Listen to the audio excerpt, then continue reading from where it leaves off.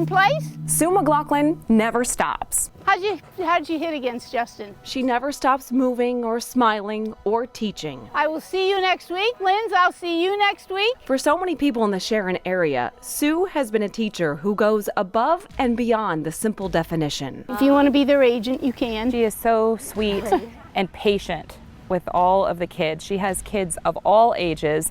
Lindsay started when she just turned 8, and it doesn't matter if it's 95 degrees out on that court, and if she has 10 kids out there, she manages them all, and just with the same kindness and to every single one of them. Bottom line, I want to teach them a sport they can play forever, but bottom line, they have to have fun. And if we're not having fun out there, there's no sense doing it. Sue is a staple here in the Valley. Everybody that knows anything about tennis or is interested in tennis or wants to play tennis knows Sue McLaughlin is the person to go to. Sue is synonymous with everything about Buell Park. Nicely done. After all, the tennis courts are named after her, and her devotion to this community resonates.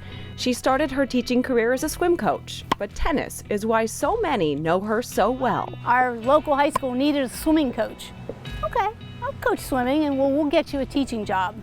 So, coach swimming. Well, then all of a sudden I continued to play tennis for fun. Well, then the tennis coaching job opened up.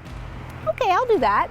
So 56 seasons later, I did 28 years of the girls team, 28 years of the boys team. See ya. And all these years later, the little girl who once rode her bike to Buell Park is now the proverbial poster child for this remarkable place. I could not have been more humbled or honored when they chose me for that. I met with them and they said, "Would you accept this honor?" I mean, it was a resounding, my gosh, yes. And I just want to live up to what Frank and Julia Buell have given to the community. This is my home away from home. And her commitment to the park applies to Avalon at Buell Park as well. So I work 6 days a week somewhere, but I always say it's like working at Disneyland, because who's not happy to be there? Sue has spent the last 13 years working at the country club in 3 different departments. We are so blessed to have this club that is so affordable to the entire, it's a tri-state area now, it's grown that large. And I love to see people coming out, using the pool, using the fitness center, coming over here, using the golf course. Of course, the park has the only free 9-hole golf course in the world. You get out of your car with your clubs, you walk on the course, you play. But this is a first-class golf course here. Challenging, but first class. The community really is blessed that Fran and Ron have opted to invest in our community. All right, so we get the point.